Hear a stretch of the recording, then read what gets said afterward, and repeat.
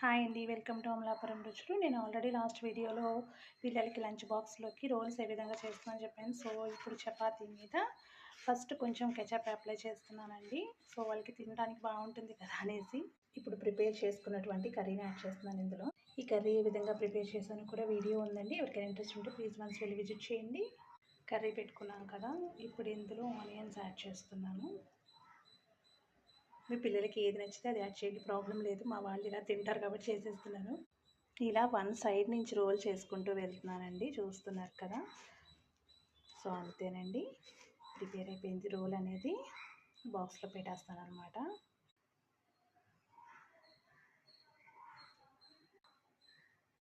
So కంప్లీట్గా roles అయితే prepare చేసేసానండి. ఈ విధంగా వచ్చాయి. నా రెసిపీ మీకు ఏ విధంగా అనిపించిందో కమెంట్ సెక్షన్లో తెలియచేయండి.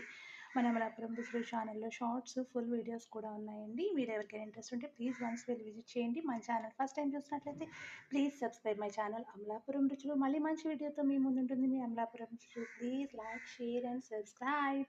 Thank you for watching. Main మా చిన్నోడు ఏం చేస్తాడంటే ఈ బఠానీస్ అవన్నీ ఉన్నాయి కదా, అవి తీస్తూ ఉంటాడు పక్కన. సో అలా ఏం తీయకుండా వాడికి మొత్తం ప్యాక్ చేసేస్తాడు అనమాట ఇలాగా. సో ఖచ్చితంగా హ్యాపీగా తినేస్తాడు. అమ్మ చాలా బాగుందని చెప్తాడు ఇంటికి వచ్చి. సో మీరు కూడా ఈ రెసిపీని ఖచ్చితంగా ట్రై చేయండి. ఏ విధంగా వచ్చిందో కమెంట్ సెక్షన్లో తెలియచేయండి.